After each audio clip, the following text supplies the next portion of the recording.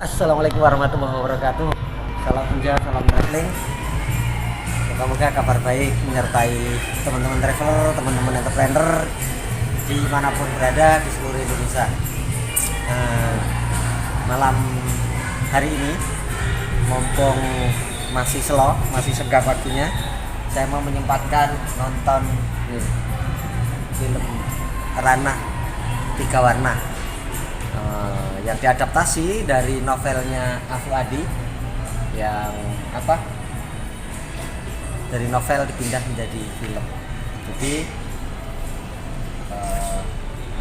saya kira seperti filmnya yang terdahulu, anak-anak gontor yang kemudian dengan menjada-wajada itu meraih impiannya masing-masing.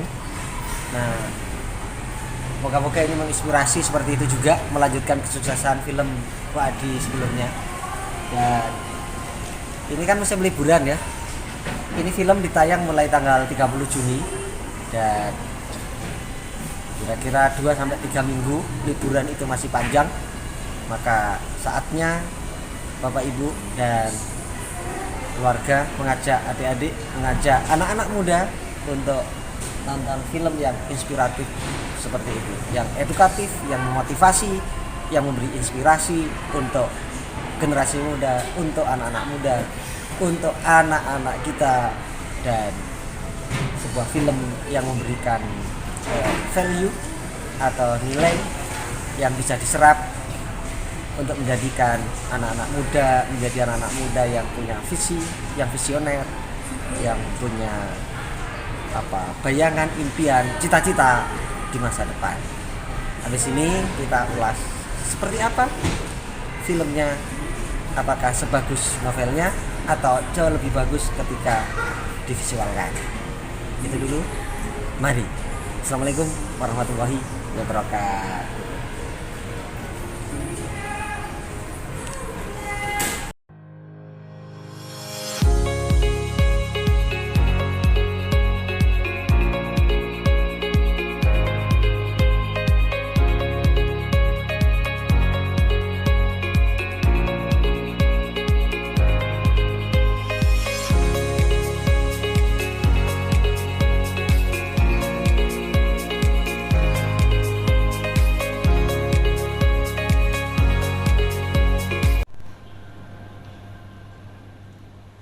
Assalamualaikum warahmatullahi wabarakatuh.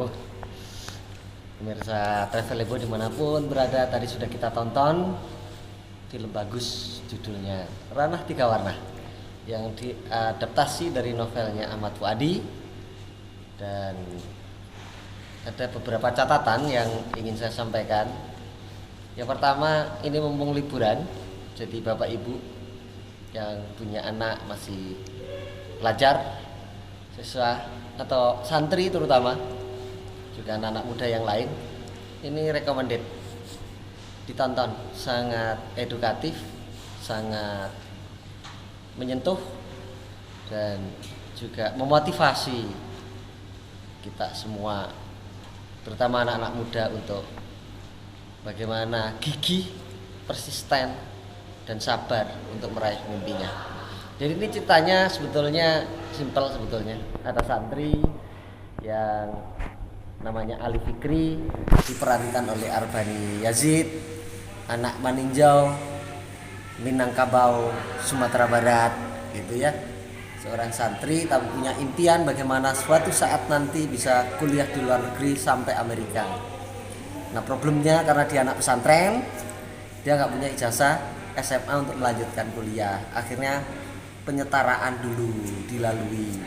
Setelah punya ijazah SMA penyetaraan baru bisa daftar. Pengennya sih masuk ITB, tapi impiannya tidak tercapai, tapi masuknya di Unpad. Tapi itu ada hikmahnya. Gara-gara dia masuk Unpad, Universitas Padjadjaran Bandung, maka berangkatlah dari Sumatera dia ke Bandung dan kemudian masuk jurusan hubungan internasional. Di situ akhirnya mendapatkan program yang namanya pertukaran pelajar ke luar negeri, Indonesia Kanada, dan itu artinya mewujudkan impiannya bisa kuliah di luar negeri.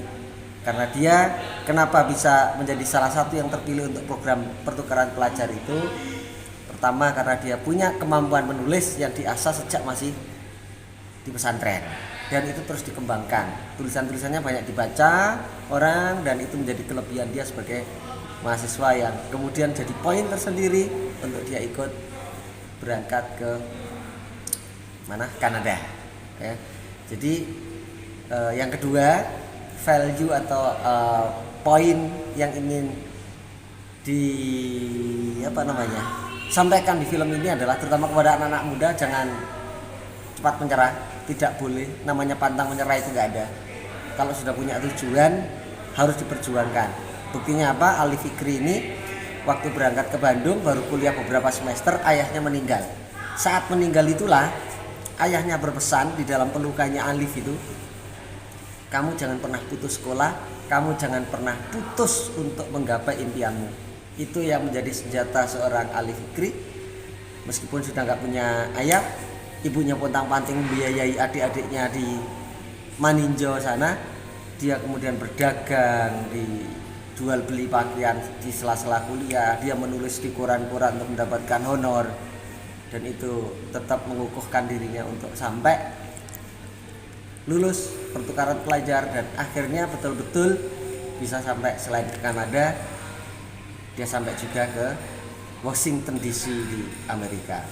Nah, yang menarik lagi adalah ini latarnya. Film ini dibuat satu di Padang, di Bandung, kemudian yang di luar negeri itu di Yordania sampai perbatasan Palestina tempat pengungsian itu, kemudian yang terbanyak di Kanada di Quebec, Sans Raymond, di musim gugur yang indah, dan yang terakhir di Amerika.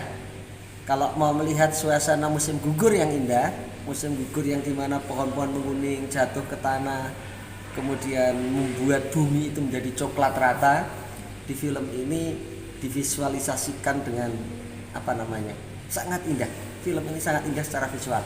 Jadi satu, secara cerita bagus, yang kedua ya ini nilai value-nya, edukasinya, inspirasinya sangat kuat. Yang ketiga, secara visualnya, film-film yang gambar yang diambil di dalam film ini sangat keren. Dan yang terakhir yang ingin saya katakan dari film ini, kenapa layak tonton baik oleh orang tua maupun anak-anak, ya umur SD SMP sangat layak tonton. Ini sangat mengusik emosional kita, membuat anak-anak yang nonton akan mengerti bagaimana perjuangan orang tua itu.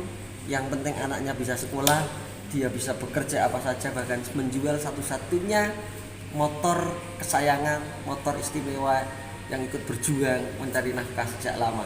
Itu bikin terenyuh. Bagaimana mengacak-ngacak emosi itu adalah satu cara film untuk membuat kita menjadi lebih manusiawi, menjadi manusia lagi. Emosi kita diacak-acak, psikologi kita diacak-acak. Bahkan bisa jadi kalau Anda yang sangat peka bisa menangis nonton film ini, melihat perjuangan Alif, melihat bagaimana kedua orang tuanya juga bersusah payah untuk bagaimana dia akan tetap sekolah, dan melihat perjuangan Alif selama di Kanada dan kerendah hatian dia karena tidak mudah untuk hidup di negara orang lain sendiri dengan kondisi yang semuanya serba terbatas dan belum tentu mendapatkan induk semang yang cocok. Nah, lebih lengkapnya saya kira ajak anak-anak Anda atau yang masih mahasiswa, mumpung ini liburan, tonton sendiri, keren. Moga-moga dapat manfaatnya selain mendapatkan entertain atau hiburannya. Itu saja. Sekali lagi, tonton film Ranah 3 Warna, tidak akan kecewa. Dan juga seperti yang di video-video sebelumnya, terakhir saya akan bilang jangan lupa bahagia. Bagaimana cara bahagia? Dengan 3 cara: ngopi, ngudut, dan traveling. Kenapa harus traveling?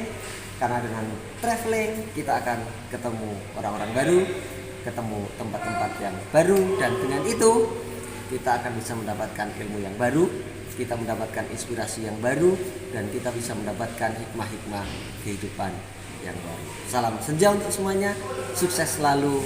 Assalamualaikum warahmatullahi wabarakatuh.